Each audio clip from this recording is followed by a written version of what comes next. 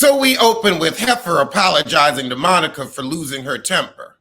Heather says, I am sorry for almost ruining your birthday, but I felt you were coming after me when you was talking about my daughter's sex life. So they squash their little beef, but all talk turns to Meredith, and did she actually set Angie up? And Meredith Marks is upset that everybody came after her. Because we're tired of the crap you're taking out of the Lisa Vanderpump playbook. We know a puppeteer when we see one. This is Housewives of Salt Lake City, not a Jim Henson production. Whitney and Angie decide to take their aggression out on the tennis court. So then they get to talking about how Meredith was on her Phaedra Parks. You remember how Phaedra Parks sat up at that reunion while Portia cried, oh my God, you lied to me. But now we get to Heather versus Monica, and Whitney said, look, my issue with Heather is she don't talk about her own sex life, but she'll speak on others. If you gonna be mute on your puss, then stay quiet about mine. Oh God, she upset because Heather wrote about her boudoir photo for her coot. So we all get dressed for the day's outing. However, Angie's the last to get down to the bus. So we're having a yacht day. And you always get some of the best arguments on a yacht. So Heather pulls Meredith aside on the boat and she's like, look, Heifer, I thought we were actually friends. And the fact that everybody thinks that you're making these fake accounts ain't good for you. But Meredith said, I have not. I have not. So Meredith Marks is telling us a different story, that Monica is the one that planted the mafia rumor. I don't believe you, Meredith. I don't believe you. I think you made the fake account. I think you sent the DMs. And I think this was your way to try to get Angie off the show. You got Jen off the show. You tipped the fans off. So now Monica and Meredith get to chatting. And Meredith is trying to decipher what went on. Monica is telling tales out of school. She's like, look, Heifer, we were Googling Angie to see if she was in the mafia. I ain't gonna lie for the cameras. You were quite real with that accusation. Child Lisa screams from across the boat, stop lying, Meredith. Stop lying. And Meredith, you are, and Monica is calling you out. Lisa, stop yelling at me. I'm not going to stop yelling because you're hurting good people. Stop the lies. I mean, Meredith, you are caught. There's no reason that Monica has to lie, and Monica just got on this show, so why would somebody send her a plot line? Meredith's getting very irritated about everyone narrating her. She storms inside because she's pissed. She storms off inside the boat because she's pissed. Heifer, they done caught you. Whitney said, I believe her because this is the same shit you did last year. This is your MO. Angie has a good point. Meredith, why would you even give that DM any airtime if you knew it was garbage? Your food is in the bathroom. But they gonna reset and try to be pleasant for the rest of the trip. So after that, Meredith goes back to hang with Lisa and Heather. So we all get on the van because we've got dinner in 2 hours. Twink Marks got signed with Ford Models. Oh, God. So now Lisa and Meredith are buddy-buddy. Monica's like, what the hell is going on? But so are we. Honestly, though, I feel like there is a pact with the OGs. Okay, we gonna keep it cute to stay on the show because everybody knows you need each other to have a plot line.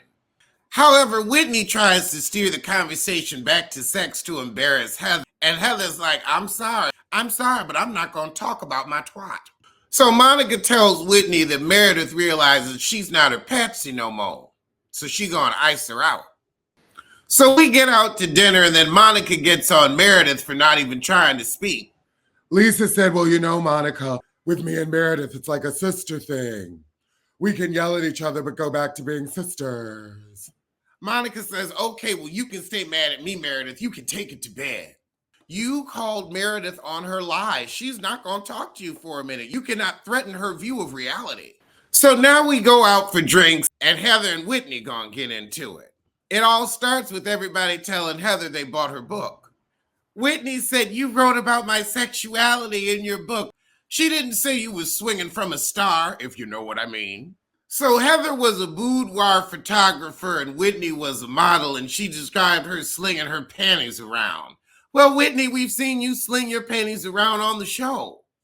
Oh my God, so now Heather storms out, and like a linebacker, she just pushes Whitney to the side. I was hoping for a skirmish. Whitney, I think you do sound a little ridiculous, just because I believe Heather told you what was in it, and that's why she took out the slinging comment. Oh my God. So Whitney storms out after Heather. These are my feelings. I want healing. Healing. Cha, Heather tell production, get Whit away from me. You exploited my vagina. I don't think she was typing about your twat. Well, that was the shit, so I'ma see you soon for something.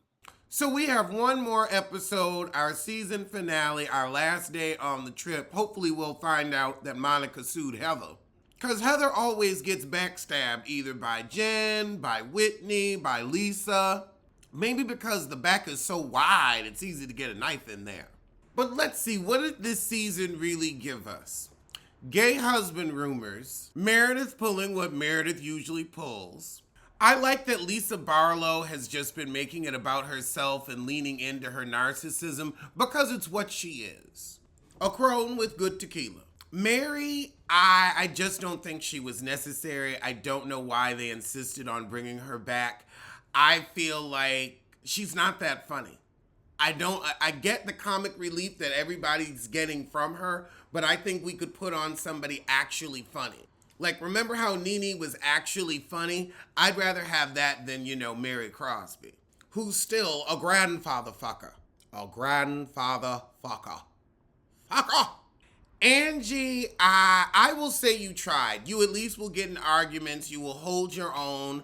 Meredith, you're going to have to bring something new next season. Like, I don't know why you're here. You never engage, but you engage behind the scenes. Whitney and her coot and her healing. I guess we can keep her. I guess we can keep this group. We don't need Mary. I think they need a real black woman on Salt Lake City. Not a Mary Crosby, but a true black woman. A black woman with 4C that'll let it be. That will get these heifers together. I feel like she could be Heather's friend because Heather needs a strong black woman to lift her up. She needs an Iyanla. Do you think that's a person? Is that what's going on? Do you think that's a person that I'm talking to? You can only smell me in here. What's going on? I did just have some chicken. But I was sitting here quietly and he was over there asleep. But the second I get to talking, I guess my disrespectful question would be for Meredith. Why do you think we're as stupid as you think we are? Why do you think we can't see through your lies and your patterns? Why do you think we care about Ford model signing your sorry sissy? Ford model signs a lot of sorry sissies. Well, let's get to a trailer review, and the first trailer up is Civil War. Wait, we already did that one. Is Wanted Man. I think this is another super coot trailer. We got Dolph Lundgren, and I haven't heard that name in a minute. Wasn't he like a poor man's Arnold Schwarzenegger? So he's a retiring cop. Apparently, he's got to come back and get 2 witnesses of some DEA murders in Silverado. I thought Silverado was a truck, not a place. But of course, they get ambushed on the way back with the witnesses. Yep, and now Dolph Lundgren is super cool. So he gets shot, and the witnesses take him to an underground gangster doctor. So the family don't want the sister, who's one of the witnesses, to testify. But now the house is under siege. It looked okay. It looked like something you put on Netflix and then just turn and go to sleep. That's what it gave me. It gave me a sleep-through movie. It gave me white noise. Literally, white noise. Okay, so next up is the trailer for If, where Ryan Reynolds' imaginary friend comes to life.